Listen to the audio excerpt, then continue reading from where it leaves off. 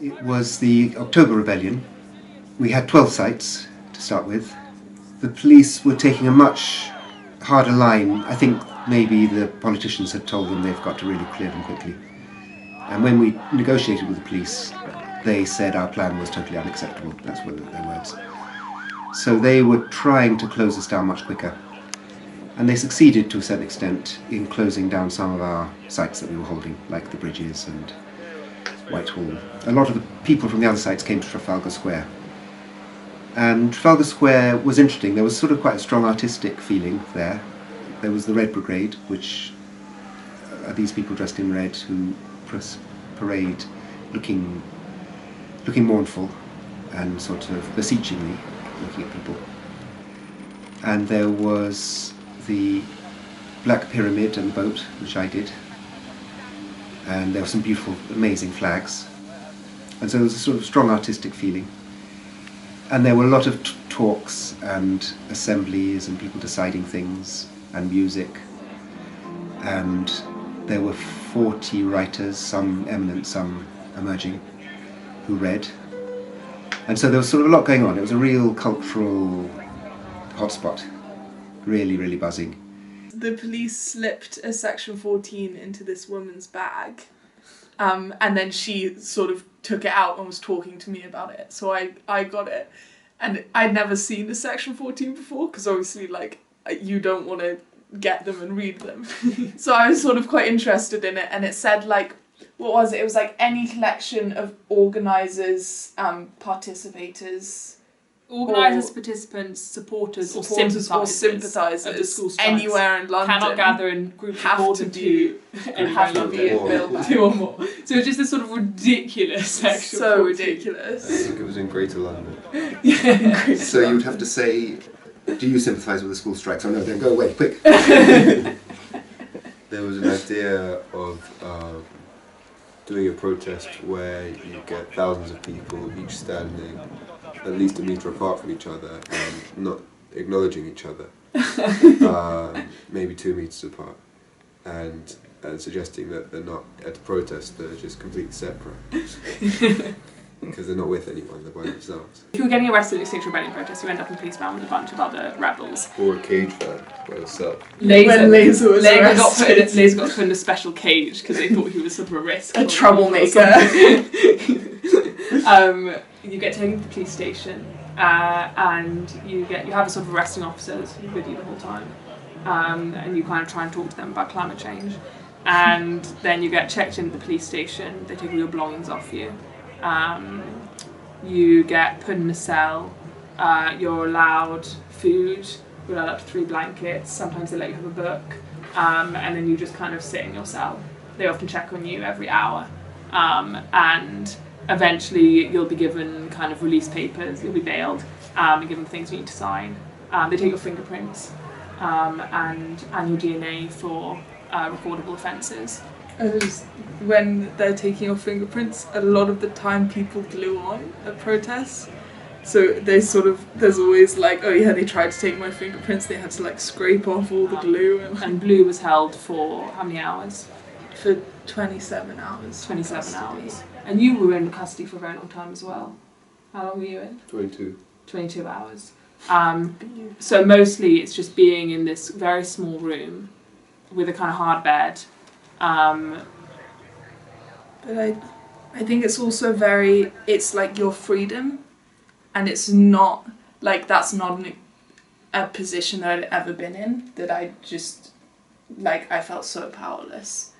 And they sort of,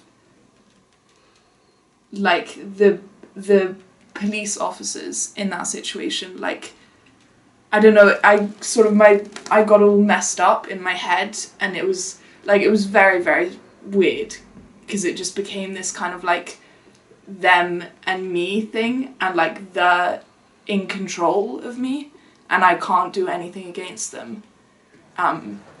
Every time after I get arrested, I have to like really think about my attitude towards the police and come back to a space of understanding individual policemen. And yeah, that was really hard for me. You do get into a mentality of just feeling angry at the situation you're in.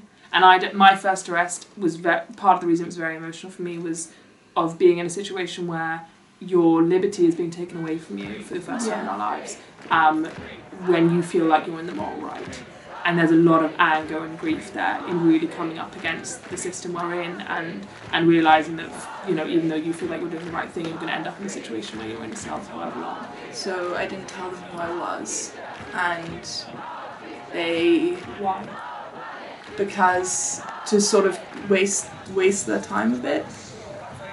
So they couldn't, like, if they still were processing me, they couldn't arrest anyone else because they didn't have enough space.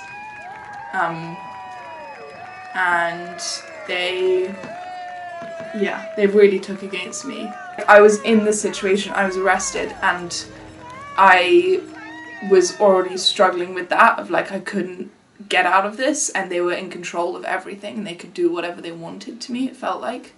And then they sort of were saying loads of things, and one of them, when I was checked in, they the guy said, if you're not gonna give me your details, like, I don't know who you are, you could be at risk of self-harm or suicide, so we have to put you on suicide watch, and we have to do all this stuff, and then they started like guilting me and trying to get me to tell them my details by saying like, oh, we have to do all this stuff and it's really horrible for us and you're ruining my day and I could be doing so much other stuff. I think that's the thing they do a lot of, like, our friend was arrested and they told him that because they'd arrested him, they'd let like a rapist go free because they didn't have enough resources, which is absolute crap. That's their choice, and to use that as an argument for not protecting people as we are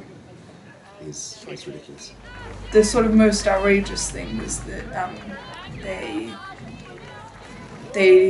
decided that they were going to strip search me because I wasn't giving them my ID, and sort of kept on telling me that, and it took sort of half an hour or something, and they were like, okay, we're going to call a female to come strip search you. We don't have any females, we have to drag her away from her work, like, you're ruining her case. And then she came and she said, I'm really distressed by this, I really don't want to strip search you, it's really horrible for me and it's going to be really horrible for you, and sort of took me into a room and then left, and then another female officer came and sort of gave me the whole spiel, and then they took me into another room, and it's sort of like It was intimidation tactics. Yeah. And I knew it was intimidation, but it was still, like, it was really scary.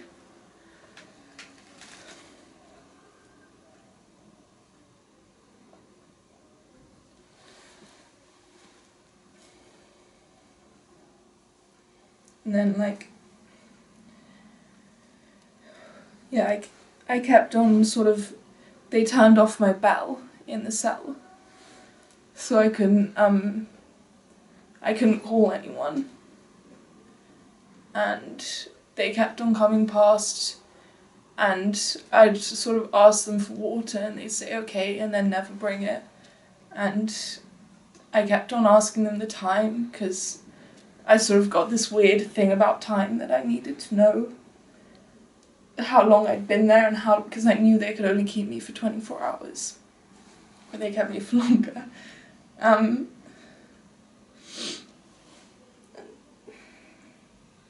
it was just like little, like, they wouldn't give me a vegan meal.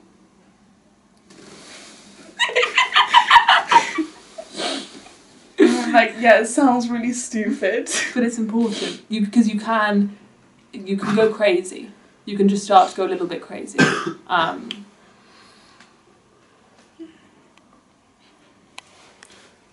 No, it's not stupid. I'm sorry for laughing. No, because it is stupid. And it's like, once I got out, I was like, that. I just went so crazy in there. And once I got out, I was like, that was completely ridiculous. Like, how I was interpreting everything and how I felt. And I think it was just this thing of, like, I was trapped. And it was like, yeah, I was ID refusing. I felt like I had some control as long as I was ID refusing, because I was like, I can choose at any time to tell them my name and then they'll let me out. Because then they could process me and sort of get an interview and stuff. And then I kind of finally, it got too much and I spoke to my lawyer, and yeah, that was another thing, they wouldn't give me a phone call. They wouldn't let me speak to my lawyer until like 5 in the morning. And I was arrested at 5 o'clock in the afternoon, or 3 o'clock in the afternoon. And I forgot what I was going to say. Yeah, and then I finally gave them my name, and they just put me back in the cell. And that was when it really hit, because I just sort of lost the only control that I had, that I'd been sort of holding on to. Yeah, and I asked for a book, and they said they finally gave me the book, and it was about a nursing home that, with sort of these 5 women, it was a play, and the nursing home was being flooded because of climate change, and they were all going to die, and it was about them dying. And it was like literally, like one of the lines was like, "Fuck climate change, we're all gonna die." So ironic. And you got out at sort of like 4 p.m. or something. Yeah. The next day, the day after you'd been arrested. Yeah. And came back to Trafalgar Square. It And that my was birthday. the evening of the 17th birthday. My 17th birthday, and I came back and they all had cakes. And they said, "Happy birthday." And we strung up the birthday banners behind the lions. Birthday to remember. You told me that they kept asking how old you were, and you kept asking them what time it was. Yeah, because I had this real thing about the time, and I was asking everyone what the time was, and no one would tell me. And then finally I gave all my info, and they were like, "Well, how old are you?" And I said, "Well, what's the time?" Depends on what time No, it I is. don't need to tell you the time. How old are you? Laser's first action was outside a fracking conference. Oh, your second action. It was the first action of XR Youth. XR Youth's first action was Blue and Laser locked on outside of a fracking conference. That was a few months ago, and now fracking has been banned in the UK. And Natasha Engel came out and spoke to us while we were locked on, sort of in the break of the conference, and then she resigned, like a few months later or something. A few weeks later. A few weeks later, because of environmental protesters. And wrote an article about how people just didn't understand fracking, and she couldn't And face she up to couldn't all of face these up to environmental all the- protesters anymore. And now there's been a moratorium on fracking. So Yeah, sorry, it's not all bad. moving in the right direction on fracking. And I suspect that action was a significant part of that process. But obviously, people blockading Quadrilla and things like that is extremely important as well. And far more important. Far more important. But it's a kind of general look at just what's happening and the shift that's going on right now. And I definitely feel in XR we can actually look at individual actions we've done and then see how The effect that they how had. things have changed. Laser and I did an artistic action in the National Portrait Gallery during the BP Awards. As well as other things, the National Portrait Gallery have announced that in Glasgow will be the last event that they accept funding from BP for any National Portrait Gallery. We did it in London, but now Glasgow as well, which is good. And the action was that they went into the National Portrait Gallery on the last day of the Portrait Awards, which are sponsored by BP. And they took off most of their clothes and lay on a polythene sheet and had mock oil poured all over them in a very interesting shape on the ground. And someone wrote into the papers afterwards saying, like, this was real art compared to all the incompetent daubs on walls this is what real art is, and this is what should be shown in the National Portrait Gallery. We were talking about like the imperfection of the kind of disruptive non-violence, because it's not a perfect system. There are kind of trade-offs. I end up having conversations with people every single major protest whose daily lives are being really, really disrupted, and it's very difficult because you feel like you're doing the right thing, but you're also listening to these people who aren't the target and who are inadvertently being impacted. Taxi drivers are the real one. Like every single one. I'm always doing de-escalation. There's like 5 taxi drivers who are so upset. Well, I feel we shouldn't be in the situation where we're having to do this. Yeah. And once we're in that situation, we do have to do it. We just have to do our best. And to me, there's no guilt in doing my best to save millions of lives at all. But it is important to design the actions well so that they're disrupting the problem, not the solution. So my feeling about actions is they should be creative and sort of beautiful. I think so far the projected theoretical disruption that will come from catastrophe on the climate is much greater than XR blocking what now 4 weeks blocking the streets of City of Westminster, central London. It's been a tremendous honour to have been involved with Extinction Rebellion. I've been involved in environmental battles for many, many years, and there's always a feeling that you're running to go backwards, basically. You're running as hard as you can, but still things are gradually getting worse. And with Extinction Rebellion, it does really feel we're going forwards with this incredibly powerful technique of non-violent civil disobedience, which was pioneered so effectively by Gandhi and the civil rights movement in America and the suffragettes and so on. It's a very powerful tool, and I think we are making real progress, and there are things to show for it.